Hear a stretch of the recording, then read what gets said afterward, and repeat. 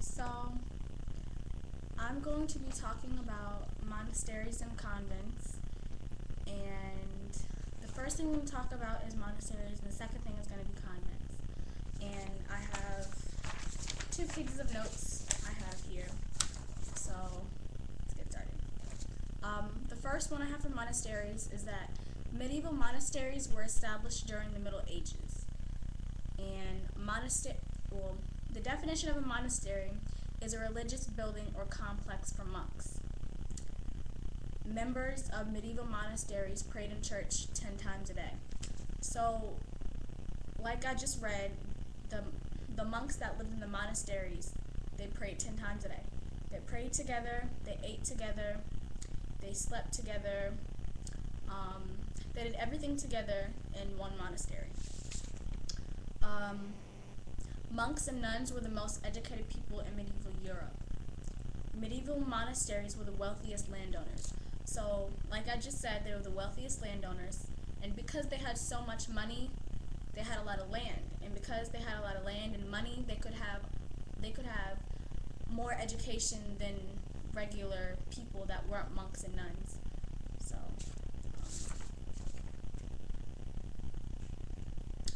the monks who lived in monasteries were considered very holy men.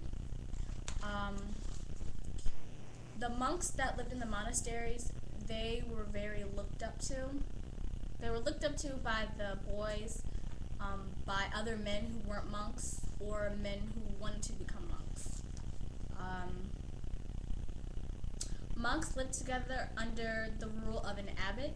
So, for example,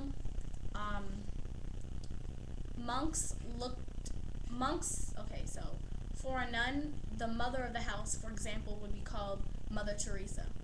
And for monks, their mother, or I should say their father, would be called an abbot. So that's the person that was like the head of the monastery. Monks had to devote themselves to a religious dedication and regulation, also known as a monastic life.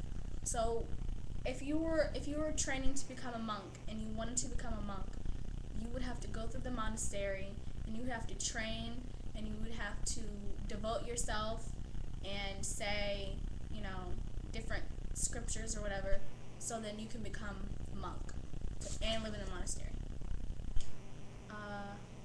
Medieval monasteries dominated the church in medieval England.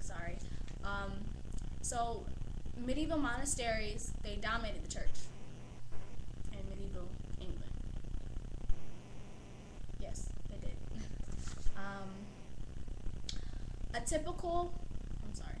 A monk is a member of a religious community of men, typically living under these three main vows: vow of poverty, vow of chastity, and the vow of obedience.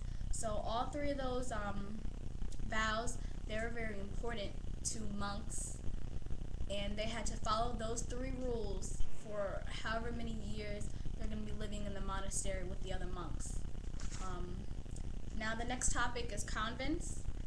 A convent or nunnery is a religious house for nuns. If you guys didn't know, now you know. A nunnery is another word for convent. So, the nuns who lived in convents were considered very holy women. So just like the monks, they were considered very holy women. And,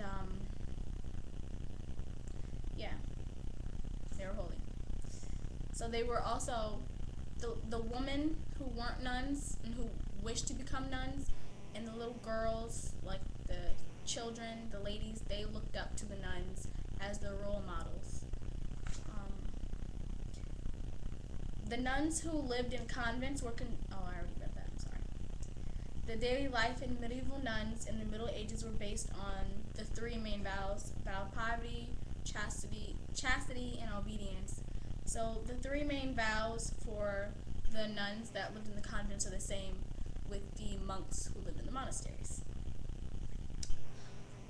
Medieval convent life consisted of regular rounds of worship, reading, and chores. So, like the paper says, nuns who lived in convents, they worshipped, they read and they did chores together, and they did that over and over again throughout the day. Ate, prayed, worshiped, whatever. Um, they did all of that together. Um, a large convent would be grouped around an inner court called the cloister. So let's picture this. So here, well, you have the convent here, the huge convent in this big circle here, and then on the inside of the big circle, you have a little court, and the court is where all the nuns grouped together and ate sometimes, prayed sometimes, talked, did recreation, whatever. So on the inside of that little circle, it's called the cloister, and that's what they did in the cloister, what I just mentioned. So, and the last thing that I'm going to say for convents is that a medieval convent or nunnery provided education for girls who wished to become nuns. So if you were a girl, a lady, and you wish to become a nun, then you can. But the thing you have to do if you want to become a nun is that you have to go to the convent and you have to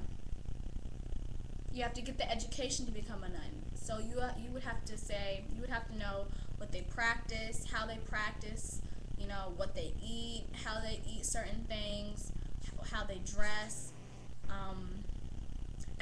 everything to become a nun. You go to the convent and they teach you everything, and that's how it is. So thank you for watching.